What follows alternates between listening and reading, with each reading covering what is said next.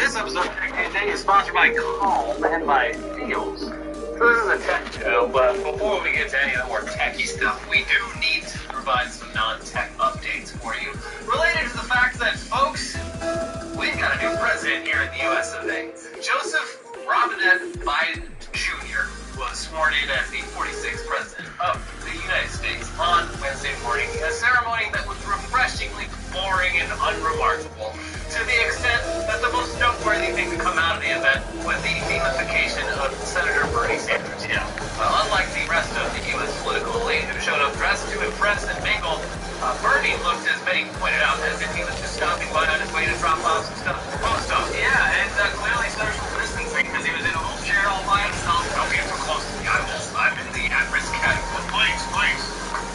One photo in particular showcased not only Bernie's signature parka and mittens, but also the posture and social distancing of a guy who clearly isn't into all the pomp and circumstance of this kind of thing, and also kind of dislikes most of the other people in attendance for no reason. And that photo quickly became a meme with inauguration Bernie photoshopped into all sorts of fantastical and then mundane scenes from fiction and real life. Within hours, someone had already scrutinized Google Maps app to put inauguration Bernie at any address with Google Street View, and someone else made a Snapchat lens to put Bernie wherever you are using augmented reality. Bernie Sanders may not have gotten the nomination, but he still somehow managed to steal the show, even at Joe Biden's inauguration. Yeah, so Bernie and Trump food. Yeah. Things that just eventually turned into Where's Waldo versions of Bernie, like Bernie there when Michael Jordan was doing this classic dunk. I like the one with the ghost berries. Yeah.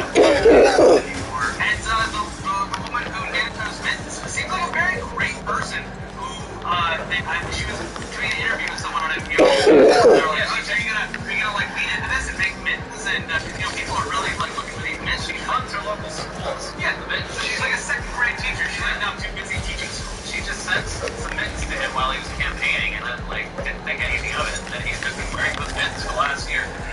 And when he was asked about it today, he was just like, well, we have great goal for Vermont. Yeah. I'm glad people appreciate it. Vermont. And but before all that stuff happened, Trump at the 11th hour, he pushed through a last-minute list of 143 official presidential pardons and commutations. And the big names on the list were former Trump advisor and Breitbart chairman Steve Bannon and rappers Lil Wayne and Kodak Black. The rest of the list included a few people serving sentences for non-violent drug crimes, which is good to get them out of there. But also just a shit ton of small creatures convicted of financial crimes and political corruption.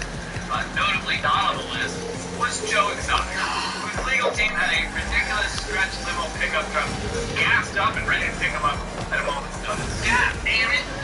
That's not being hard. Joe Exotic's official Twitter account tweeted out what definitely seems like an actual statement Joe himself provided to whoever runs that thing. Quote, I was too innocent and too gay to deserve a pardon from Trump. I only mattered to Don Jr. when he needed to make a comment about me to boost his social media posts. Boy, were we all stupid to believe he actually stood for equal justice. His corrupt friends all come first.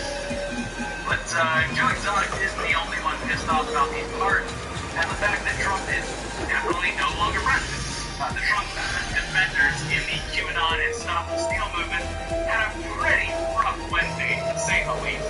Yeah, for the people who stormed the U.S. Capitol earlier this month, they got charged and arrested because of it, and then didn't get pardoned by the president, this felt like a betrayal, especially considering all the people who were pardoned, despite Trump promising to trade the swamp. On Reddit, 4chan, Facebook, and other bastions of Trump fandom, a good amount of people seem to finally be asking, hold on, we duped. But things were, of course, much more dramatic in QAnon, where the people who were convinced that the National Guard would arrest Joe Biden on stage at the inauguration and then install Trump as emperor for life, they had to finally grapple with the possibility that their fan fiction cult might not be based in reality. There was some serious coping going on inauguration. I love seeing it, and also I think it's great that the rumor that he would be arrested on stage during the inauguration forced millions of people who otherwise would have not watched the inauguration at all to sit through it. Yeah. I'm here with all the dislikes on YouTube channel. Oh, you're really showing... You're showing them? Yeah. Yeah, it really shows that he streamed on like 100 different independent channels, but if I dislike them enough, it won't become a show them. Anyways, aside from a celebration of American broadcast on Wednesday evening, there was also great touring. Aside from the just outrageously over-the-top fireworks display at too many fireworks, it was that of all the things that were a shot of the brow of Trump. That was because he's so into fireworks. Yeah, that's like one of his things where he loves fireworks a lot, and he got like I forget what company it was, but it was basically the spirit of Halloween of fireworks to like work with them to do some big celebration thing. It's like those are people that sell their fireworks on the side of the road.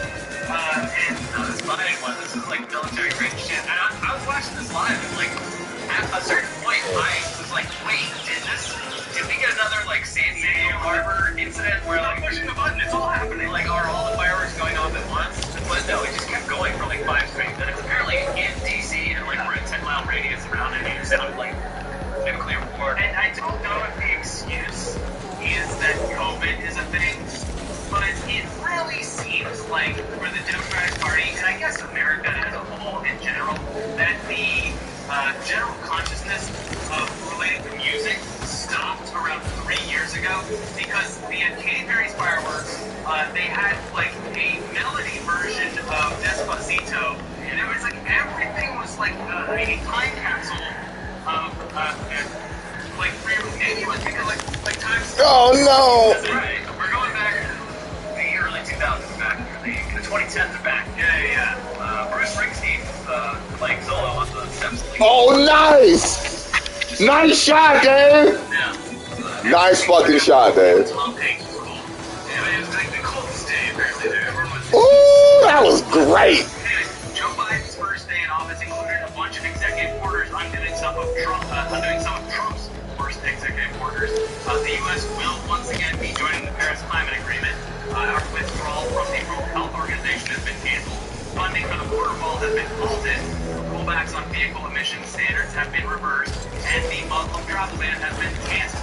To point out the Paris Climate Accord thing, the funniest cell phone of the day had to go to Ted Cruz, who Joe Biden cares more about what the people of Paris think than the people of Pittsburgh, implying that they're called Paris Climate Accord because the people of Paris demanded it. Yeah. Also, it's just like names Pittsburgh because it's another P city, but like Pittsburgh and the surrounding area overwhelmingly voted for Joe Biden. Yeah, which is like it just makes it insane. I'm pretty sure that Pittsburgh was one of the cities that they announced that they were still going to uphold the rules of the Paris Climate Accord. Yeah. So like a complete like swing and a miss from when Trump like 3 years ago was like, we care more about the people of Pittsburgh than the people of Paris. Pittsburgh's like, hey, by the way, we have our own climate laws. Like we're going to be continuing to blow. Pittsburgh only knows 3 things: Paris, Pittsburgh, and boardroom. The 3 things he's definitely running for president. Oh my God, please! I would love nothing more than to see that man fail repeatedly. Yeah. Oh my God, I almost fucking hit that into the fucking. I almost hit that in. Biden also canceled the Keystone XL oil pipeline. He imposed a mask mandate on all federal property, and he extended zero-interest student. Oh my God. Bonus mask. Oh my God. He made it so you travel interstate travel by train, plane, or bus. Federally mandated masks. Yep. So that stewardess don't have. Let's get it. Let's get it. Let's get it. Sir, please go. Yeah. Let's go. Let's go. Let's go. In general, it seems like this administration is taking a much more active role in coordinating the nation's COVID-19 response and vaccine distribution. Let's fucking go, man. The plan is to vaccinate 50 million Americans in the next 100 days, which is just 6.5% of the population. Not a lot. And that's technically the same plan as under Trump. But This nigga said, JR, fuck you, man. I have to more faith in the Biden administration actually taking active steps to make it happen. Yeah. Like say what you want about between states and whatnot. Say what you want about like Biden and whatever else. And that everyone's the same and all the government sucks, whatever. It's like clearly his administration is going to care more about COVID-19. Yeah, so, but like they're starting from a baseline of like 0 fucks given. Yeah. So I mean, compared to Trump, so far this is all good shit. But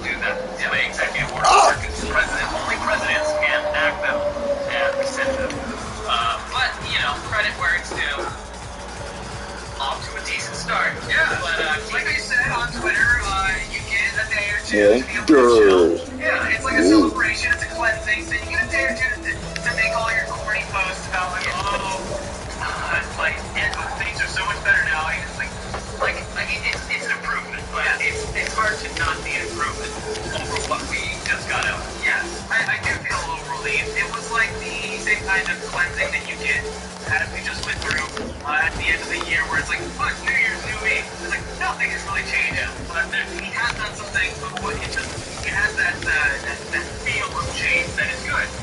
Look, I got the happy chemicals. That's all I care about. Yeah. It is weird that Pete Buttigieg is up for transportation. So he is now. Oh, he got confirmed already, and he was the one talking about the mask mandate. You know, in my small town, we have a little thing called Junction. Like, does South Bend, Indiana even have, like, public transit? What is going on with transportation sector? Everybody's getting those bird scooters. You know, when the pandemic hit, we had to put the bird scooters somewhere, and they're going to be in your garage. Anyway, moving on now to the tech news. Sorry, it's more politics, because we got some updates on Parler, the app where much of the Apple riots was planned, which following riots was banned from the App Store and Google Play Store, and then lost its AWS hosting, rendering Parler essentially dead. Oh my god, let's go! I tried some fucking swagger! I tried some swagger. Parler was blindsided by this decision, but Amazon has already provided more ample evidence showing how they repeatedly contacted Parler over the last year to tell them to enforce better moderation before they investigated the move. The judge up there was like, guys, they have documentation of this. Yeah, just boxes and boxes of like times that Amazon was like, hey, please. We are asking nicely at least 100 more times. Yeah. Normally our TOS is just to cover our ass, but you're really making us work here. Yeah. Meanwhile, Parler still plans on returning from the dead, and now they've already found a new domain registrar. Epic with a K. That's a DNS provider whose other clients Gab and the Daily Stormer, and previously 8chan. So basically a far-right system, which is fitting. But as we talked about last week, actually migrating Parler to a new hosting service might be extremely difficult depending on how dependent it was on AWS's various hosting tools. So Parler.com currently is just a message saying that they'll be back, along with some recent posts from Sean Hannity, Rand Paul, Dan Bongino, and others, which I have to assume were like personally sent over in an email and then manually inputted into the page to look like posts. It looks like a feed, but it's just like 6 or 7 posts. It's like curated. These people aren't using some secret Parler app. As for the hosting, it would appear that Parler has secured the services of DDoS Guard, a cloud services company in Russia whose other clients include a ton of phishing websites and also the terrorist group Hamas. Oh, good company. Great, everything's going really great for them. But whether Parler is back up and running by the end of the month, like its owner is saying, or it takes much longer, we talked last week about how hackers managed to archive the entire website before it was shut down, thanks in large part to its bad coding making doing so very easy. That bad coding also included not stripping GPS data from photos and videos uploaded to Parler. So not only can we see that a bunch of Parler users posted from police stations and military bases, which is not great, but there's also a website that lets you click on map pins around a satellite photo of the Capitol building to see Parler videos from that day and exactly where they were taken. Yeah, and another website based around the Parler archives comes from ProPublica, who created an interactive chronological timeline of more than 500 videos taken January 6th, helpfully categorized as either taken inside the Capitol, near the Capitol, or around Washington, D.C. in general. Both of these websites, but especially the ProPublica one, are a fascinating way to blow 30 to 60 minutes just reliving the Capitol siege nonsense as if you were actually there. It's also great insight into the minds of these people who apparently did not think they would be facing any consequences whatsoever and just happily documented their siege of the nation's Capitol. No masks, sometimes just saying their own names. Yeah, even all out. What a weekend. It's like they went to like Stagecoach or something. Yeah. Damn it. Like saying Brooks and done. Woo! They really still have it. But, yeah, no, their bad coding essentially did for free what apps like Snapchat and other proprietary apps have been trying to do for years with the live concert kind of thing where you can, like, go from any viewpoints, like, watch a live event. Yeah, it's like, you just had to screw up instead. security. I wonder if there's any rumors in the conservative diaspora now that Parler was an op the whole time. I think that's definitely, Parler was started by the FBI, so we don't get tricked into documenting our crimes. Yeah, there's screen captures and posts of people being like, now that it's back up, or it is going back up, they're like, there's no way I'm using it now. I mean, yeah. Fool me once. Yeah, exactly. Don't get fooled again. Anyways, another tech news related to the Capitol riots. One of the now over 100 people arrested is Riley June Williams, a 22-year-old Pennsylvania woman who, according to the FBI, stole a laptop from Nancy Pelosi's office and plans to sell it to the SVR, Russia's Foreign Intelligence Service. She even allegedly wrote in a Discord message, "I stole shit from Nancy Pelosi. These people are insane." I love the information opera. They said it. So approximately 1 p.m. when you wrote this, what did you really mean by this? She didn't end up sending it to Russia, and that specific laptop supposedly was only used for PowerPoint presentations and probably didn't contain anything. But it's still a very serious issue. The implications were huge. And it is a very potentially ruin the rest of your life. Yeah, I mean, like, just because the laptop you stole didn't have anything valuable on it, you still told people that you to basically the Russian CIA. That's pretty serious. Imagine just they give you however much money for it or whatever, and then you're just a Russian asset. And you're like, oh shit! Like, imagine the implications hitting you. Oh, I have to worry about this for the rest of my life now. Yeah, fuck. Like, you ruin, whatever amount they would give you for that, which is probably not much, honestly, because you're just some random person. And then you have to, either you're gonna get arrested and go to jail forever, or you live with that, weird guilt and, haunted by the fact that federal agents are probably breathing down your neck at all times. Not a fun way to live, I'd imagine. Yeah, probably not worth it. As for how these people are all getting identified and caught, aside from the fact that so many people have incriminated themselves via social media, a lot of them have been outed by their neighbors, their family members, and their acquaintances. But it sounds like at least a few may have been identified via some good old-fashioned catfishing on online dating services. On Bumble, which allows users to filter potential matches based on their political affiliation, a bunch of users supposedly changed their preference to conservative to match with rioters and then trick them into confessing the crimes and providing photos. Hell yeah, you were at the Capitol? I love a strong conservative man. Mm-hmm. You know, if you're not willing to siege the U.S. Capitol for me, well then you're not a man. No. Yeah, it's unclear just how many people, if any, did this and suspects the FBI's attention this way. But people were talking about it enough that Bumble temporarily removed the politics filter for an entire week to prevent misuse. What? Before finally re-enabling it this week. Wow. Anyways, we've got lots more news for you, including CES stuff. But first, this episode is sponsored by Calm. Now, sleep. We all love it. We love sleep, don't we? We love sleep.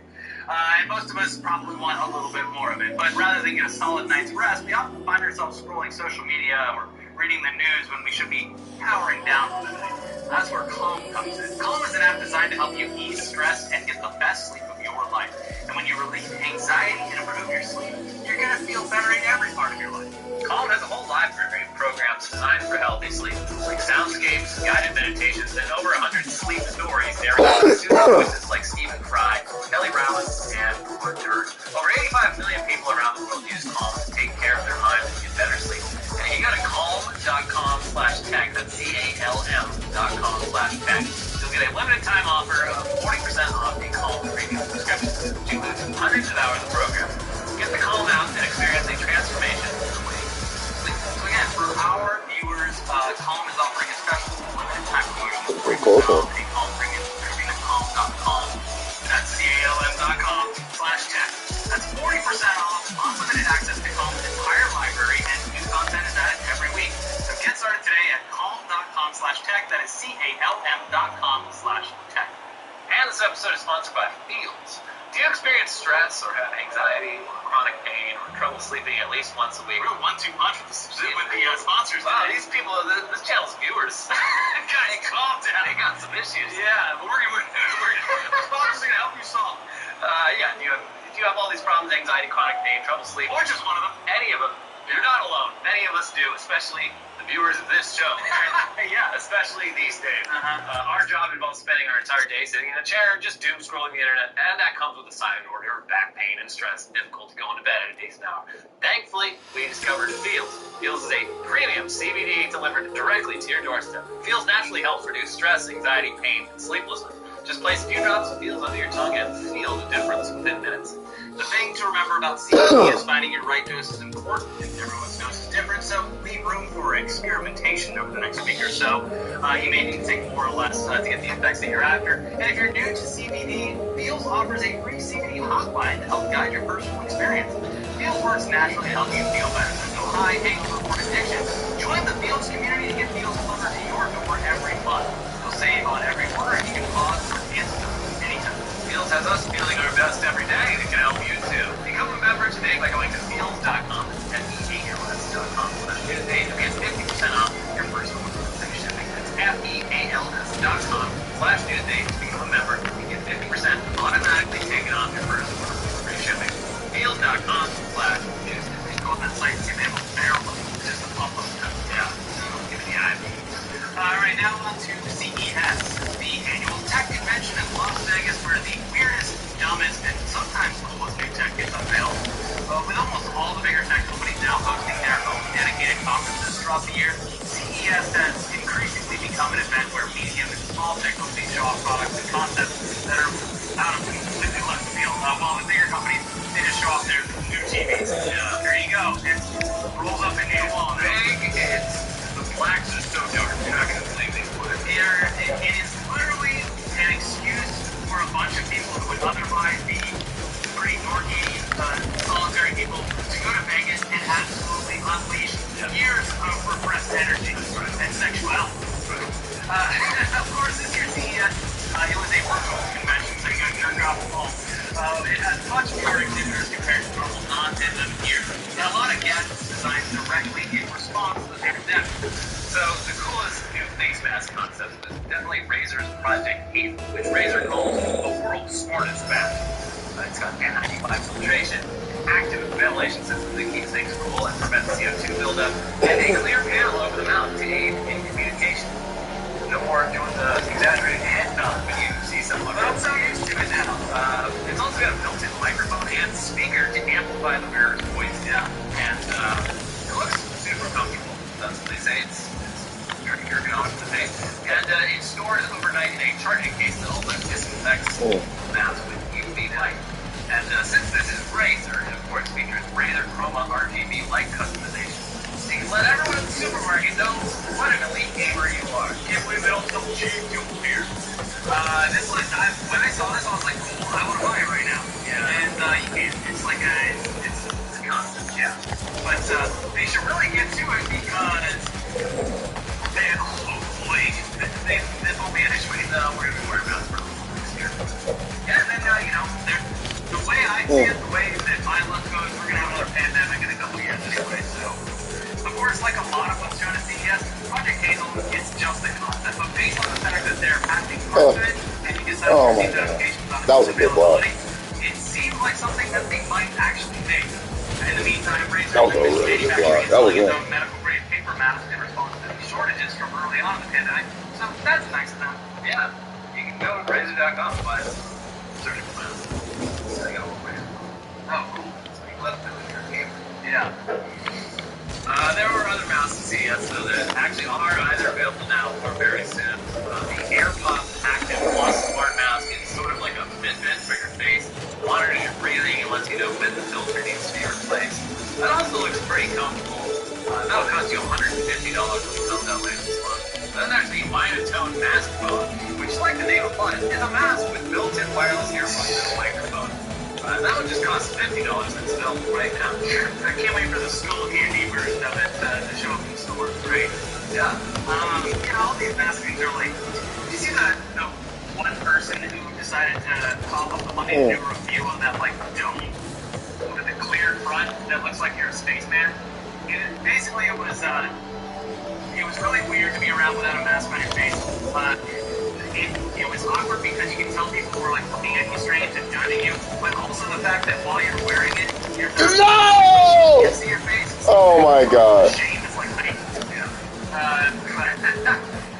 It doesn't seem like it's very comfortable experience, so maybe avoid that one. I'm gonna stick to the KN95 that you'll safe as other than that, though, this CES was essentially boring. There were other pandemic-related products like a toilet with a touchless flush handle and a sanitation robot, and LG showed off pretty phone that extends pretty seamlessly into a tablet.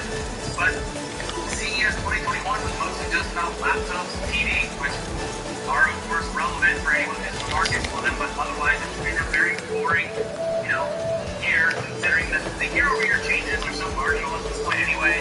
New trend is mini LED, which TCL and a couple other countries as their response to LG's OLED tag, and it's like, I don't know, all this shit. I mean, you get a good TV for the cheapest prices, literally ever. Go down to Costco, get like a fucking 80-inch UHD TV for under $1,000. That's insane. But that's the thing, is like all those things. Wow, you could have hit it. You could have hit it, man. But yeah, CES 2021 kind of months. Oh well. So the damn show this year is great. Musical instrument. I'm gonna go to so many shows next year. CES, I just want to be around people. Walk up to booths and say, hey, got any free stuff? Maybe a stress ball? Maybe a couple cents? Yeah. I'm out of pins. I'll take it all. Give it to me. But in other news, if you're the type of person who sits down on the couch, boots up Netflix, and then spends the next 20 minutes just paralyzed by the sheer amount of choices with watch. Good news. Netflix says that they're planning to introduce a new feature later this year that's basically just shop and play or streaming roulette, if you will. At this point, Netflix knows what kind of stuff you watch, so they'll be able to just tell them to decide for you. Fuck me up now. Yeah, Netflix COO and Chief Product Officer Greg Peters said on a recent earnings call, our members can basically indicate to us that they want to skip browsing entirely for like 1 month, and we'll pick a title for them just to instantly play. And that's a great mechanism that's worked quite well for members in that situation. So why aren't you just play something, but yeah, it's they rolled out a early version for like Roku's, like a few different types of devices, but they say they're gonna integrate it more into program itself. And maybe it'd be cool if it came with a little questionnaire where it's like, what do you know? Yeah, instead of just like playing anything based on like, yeah, like instead of like your different profile things like actions or whatever. Yeah. And the wheel. But no, like I had that play something fun for a while now. I have never used it, and I am scared by it. I don't want to watch something that I didn't pick. Just like I never watch anything. I never even boot up Netflix without knowing exactly what I'm about to watch. Yeah, I wasted so much fucking time just sitting on the couch being like, geez, do I want to start watching fucking Night Stalker? Oh, it's really good. I burned straight through it. I keep doing it. It's great. Also, it's great if you're into the calm app in the field. Once you know that you're calm in your field, put on a lovely show on Netflix called Repair Show. It is just a show where experts in their field of like watches and painting and all this stuff, people bring in family heirlooms that have been damaged by their shithead kids or whatever. I love this kind of shit. And they go through the whole process of meticulously repairing it. It is the most soothing show I have ever watched. I love that. And it's British, so it has very calm voices. It's a lovely, lovely show. And there's a lot of episodes and they're very long. So it's perfect. It's so good. I can't recommend it on TV. It really is. In other news, if you spend any amount of time in the comment sections of Reddit posts, you likely stumbled across flame wars between users who disagree on something and choose to battle things out into steel cage of ideas. Well, now one Reddit user has programmed an absolutely brilliant way to represent these arguments. As courtroom debates from the Phoenix Wright Ace Attorney video game series. Objection! Yeah, so user OPI initially deployed an objection bot to show up automatically whenever a comment or reply is !objection bot.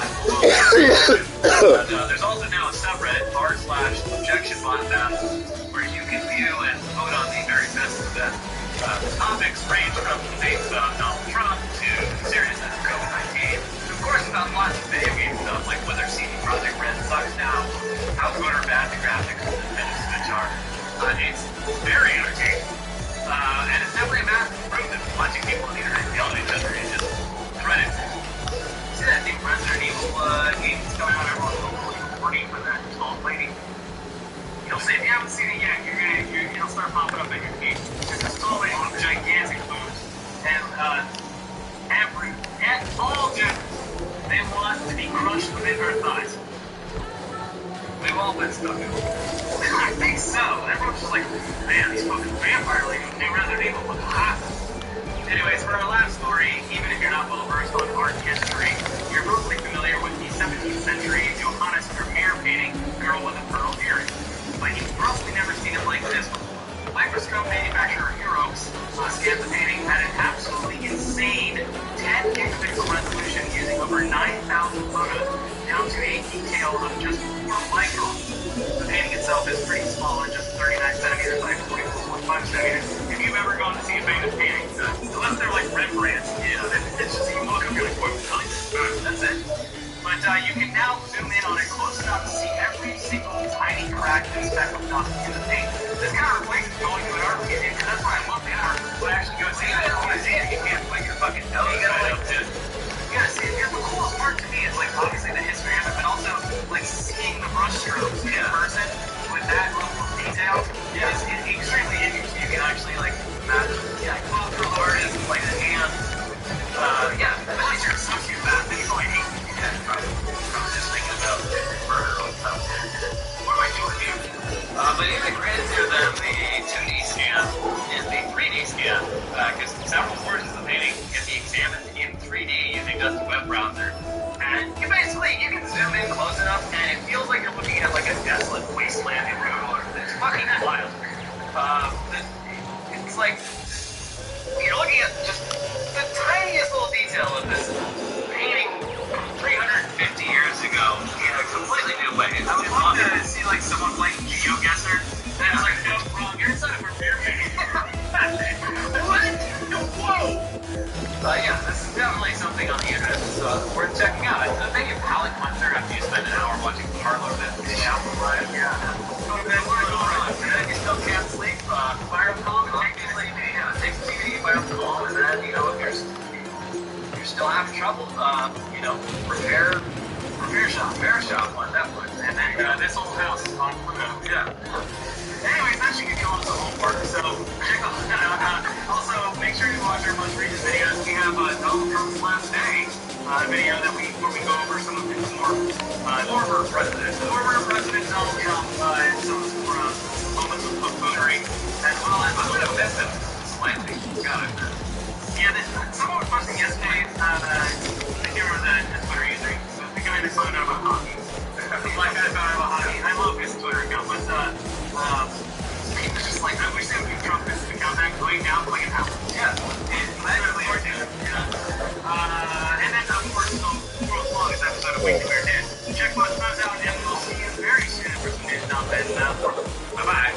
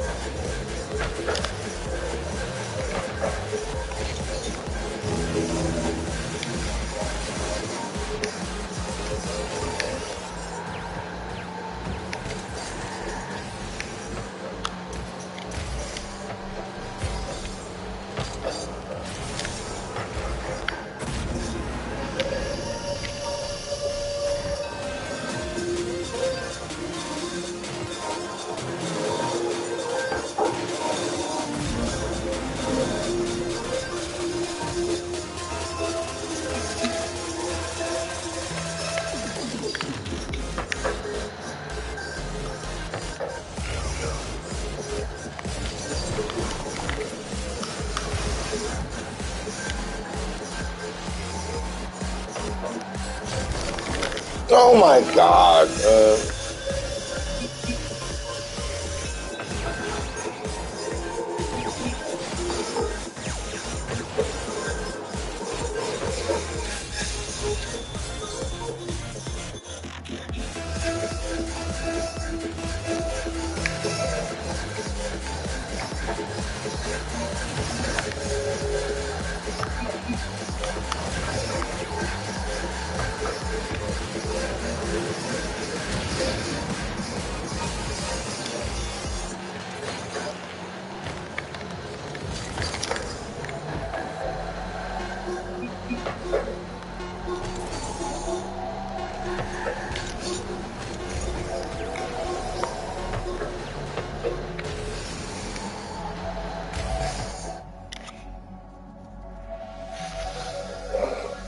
I'm so fucking terrible at this game.